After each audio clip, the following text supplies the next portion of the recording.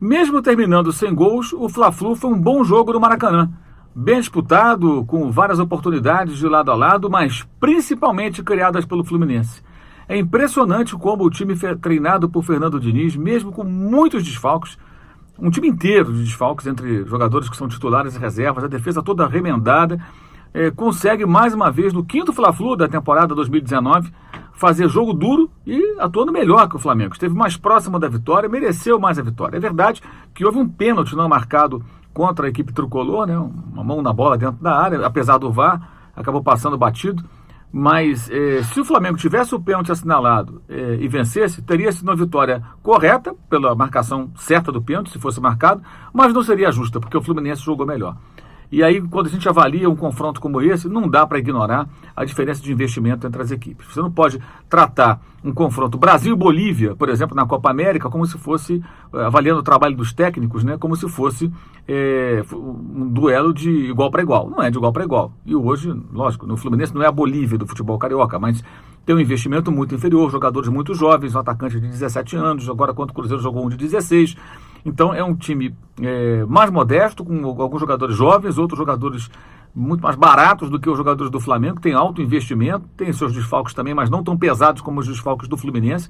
E o Fluminense joga melhor, fica mais com a bola, finaliza mais, não tem medo do Flamengo, encara, de fato, mais uma vez, uma atuação convincente de um time que, por conta de uma tabela ruim e de alguns tropeços em jogos até que merecia sorte melhor, está mal colocado no campeonato, está ali perto da zona de rebaixamento, mas que vai mostrando cada vez mais consistência no seu jogo. Eu acho que é uma questão de tempo para que o Fluminense consiga mais regularidade também nos seus resultados e aí fique numa posição mais tranquila na tabela. Não é um elenco para brigar pelo título, mas pode fazer bons jogos e deixar a sua torcida orgulhosa. O Flamengo, ao contrário, continua deixando muito a desejar. O Marcelo Salles, o fera, que é o técnico interino, não tem nenhuma responsabilidade nisso. Aliás, tem até um mérito, né, dele, do Rodrigo Caio, que jogou muito bem, do Diego Alves, que está em ótima fase. O Flamengo, com ele, não tomou nenhum gol, né?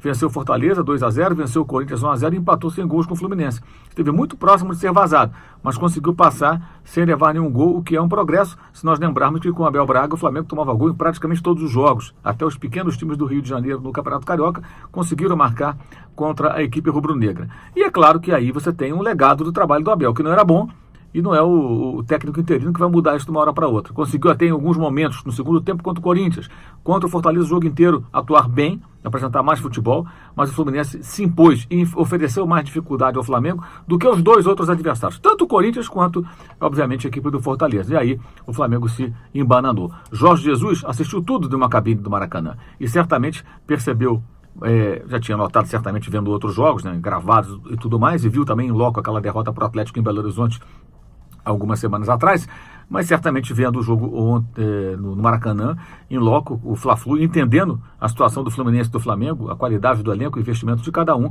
certamente o treinador português percebeu ali o trabalho que terá para reconstruir um time, porque ele herda muito pouco. Acho que herda muito mais resquícios do ano passado, quando o Flamengo fazia até um bom futebol em muitas ocasiões, embora o time tivesse problemas, né? Mas foi vice-campeão brasileiro, teve bons jogos, com qualidade no seu jogo, tanto com o Barbieri como com o Dorival, mas irregular e com problemas, não era perfeito, longe disso, por isso não foi campeão de nada, mas o time era melhor do que o time com o Abel esse ano, e o Jorge Jesus vai tentar rapidamente ajustar as coisas. Terá trabalho, acho que já percebeu isso nesse jogo no Maracanã, em que o Fluminense foi melhor do que o Flamengo, apesar dos muitos desfalques e de seu elenco tecnicamente bem mais barato e, consequentemente, inferior ao do seu grande rival. É isso aí. Valeu, saudações.